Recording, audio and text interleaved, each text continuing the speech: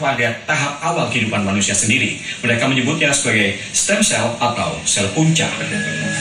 Ya, stem cell atau sel punca adalah sel induk yang memiliki kemampuan memperbanyak diri dan berubah menjadi berbagai jenis sel.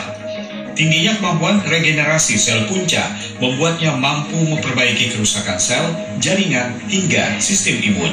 Karena itu pula, sel punca kemudian banyak dimanfaatkan untuk terapi berbagai penyakit kronis dan degeneratif yang belum bisa disembuhkan dengan obat-obatan. Penelitian dan pengembangan pemanfaatan sel punca dan rekayasa jaringan ini pula yang sudah sejak tahun 1990 dirintis di RSUD Dr. Sutomo, Surabaya. Bermula dari pendirian Bone Bank yang kemudian menjadi pusat biomaterial bank jaringan dan kemudian menjadi instalasi bank jaringan di 2006. Selama hampir 4 dasawarsa berjalan, instalasi stem cells dan bank jaringan ini menjadi satu dari 3 bank jaringan resmi di Indonesia, selain di Jakarta dan Padang. Instalasi ini melayani screening, pengadaan, pengolahan, penyimpanan, hingga distribusi sediaan sel punca dan rekayasa jaringan tubuh manusia untuk keperluan terapi medis. Salah satu yang merasakan manfaat produk instalasi stem cell dan bank jaringan RSUD Dr. Sutomo adalah Binafsi. Di tahun 2019, perawat polirehabilitasi jantung Pusat Pelayanan Jantung Terpadu RSUD Dr. Sutomo ini menjalani operasi perbaikan syaraf supraspinatus lengan kiri dengan memanfaatkan teknologi rekayasa jaringan membran amnion dan sel punca mesenkimal. Kini, di usia menginjak 54 tahun, Binafsi sudah bisa beraktivitas normal, termasuk saat melayani pasien di unitnya bekerja. Sehingga keluhan saya waktu itu nggak bisa seperti ini. Yang awalnya bisa begini, sama sekali nggak bisa. Jadi saya sampai luka gitu ya. Nah, saat itu akhirnya begitu ketahuan, terus direncanakan operasi. Nah, saat itu ketemu sama Dr. Heri Suroto dan saya diberitahu kalau berkenan nggak dipasang dengan alat bank jaringan.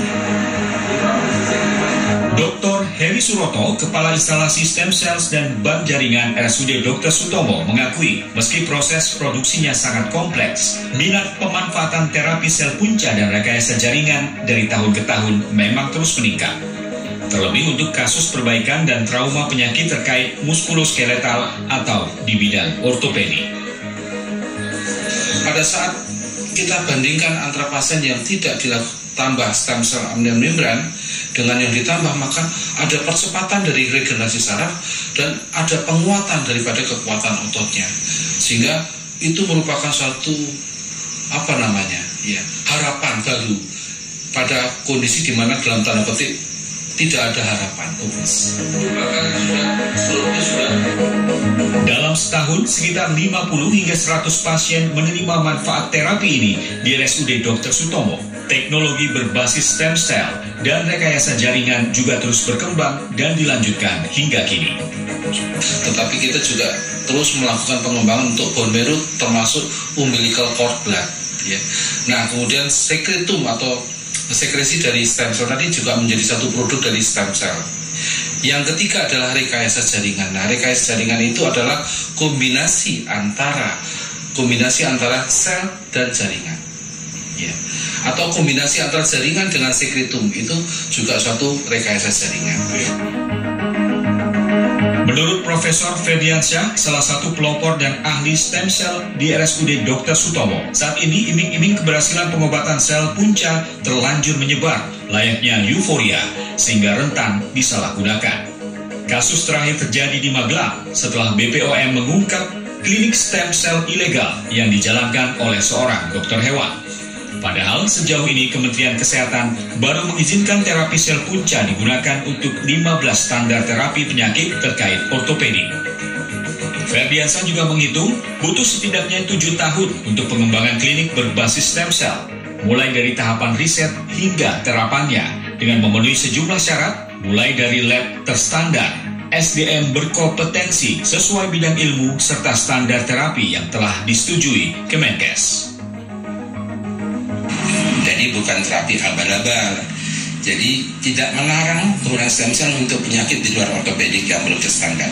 Masih boleh dan itu dibuka luas.